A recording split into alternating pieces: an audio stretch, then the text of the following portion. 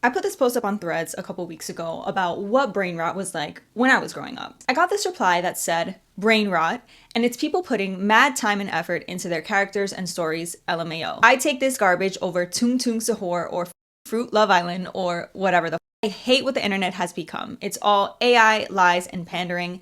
Absolutely not one new and original idea has come out of the internet in the last 15 years. I don't agree that original content doesn't exist online today, but I understand why it seems that way. And I think the right conversation here isn't about whether the internet and its content has gotten worse. It's about how the form of what captures our attention has changed. Because brain rot isn't new.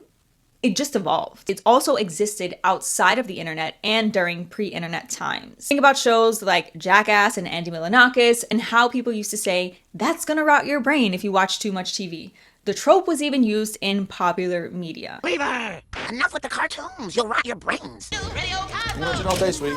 You'll rot your brain. What makes the early internet brain rot era so distinct from the brain rot we know today is that although it was also absurd, that absurdity was more cohesive. The content was longer, much of it was story driven, and it was also made to build up to an inflection point with a payoff, as opposed to immediately capture someone's attention through very frequent, highly stimulating moments and editing styles. Content today is continuously distributed within feeds that have an infinite scroll, which means that just as easily as it can be put in front of you, it can also be skipped with a swipe. In that kind of environment, content obviously has to be engineered to capture attention and also get people to engage, because engagements are ultimately what signal the algorithm to push a piece of content out further. As a result, content is now structured to capture attention faster. It's built around strong hooks and fast pacing, and it's significantly more stimulating than it once was. Though I will say, not all brain rot is entirely devoid of meaning either. Some of it is actually very layered and requires a deep understanding of internet lore. For example, Zendaya's hat.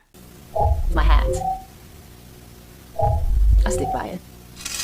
It originally started as fan-driven lore with an entire backstory that involved Teen Vogue, Tom Holland, and even Beyonce, quickly transformed into this viral, creepypasta-style brain rot because of how ridiculously absurd and funny it was. This type of content can scale rapidly as they get made pretty easily through AI and other content creation tools, and are also repeatedly optimized to get engagements. And eventually, this brain rot gets deconstructed into something completely unintelligible to the layman that doesn't have any of that prior context. Where early internet brain rot just required you to follow a single story within a piece of content, some of today's modern brain rot requires you to understand an entire ecosystem of references.